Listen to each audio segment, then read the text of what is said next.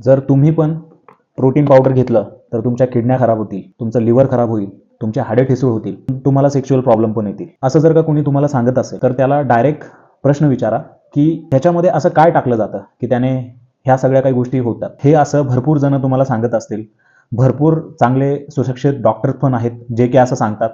पण खरं सांगायचं म्हटलं, ह्याच्या पाठीमागचं जर सायन्स समजायचं म्हटलं, जेव्हा पनीर किंवा चीज बनवत असतो त्या प्रोसेसमध्ये जे पाणी त्याचं फर्मेंटेशन फिल्ट्रेशन करून त्या पाण्याला ड्राय केलं जातं.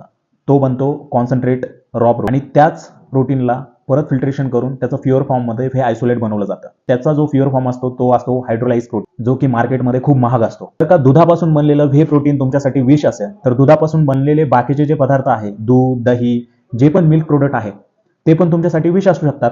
पण तसं नसतं. लक्षात ठेवा, व्हे प्रोटीन हे फक्त एक पूरक सप्लिमेंट आहे. जर का तुम्ही बिझी प्रोफेशनल्स आहात किंवा स्टुडंट आहात ज्यांना की फूड थ्रू तुमची जी रिक्वायरमेंट आहे ती कंप्लीट करता येत नाही, तर हे फक्त सप्लिमेंट आहे ज्याने तुम्ही तो जो डेली रिक्वायर्ड प्रोटीन इंटेक आहे मसल बिल्डिंगसाठी ते पूर्ण करण्यासाठी तुम्ही तो प्रोटीन घेताय, ज्याने की तुमची बॉडी रिकवर होईल चांगल्या प्रकारे.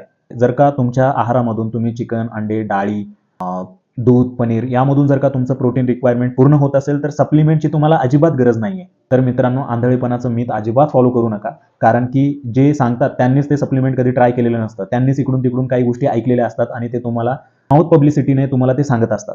जर तुम्हाला जिम, सप्लिमेंट किंवा डाएट संबंधित काही प्रश्न असतील तर प्लीज माझी रिक्वेस्ट असेल की तुम्ही कमेंटमध्ये ते प्रश्न मला विचारा आणि अधिक माहितीसाठी मला नक्की फॉलो करा. थँक्यू.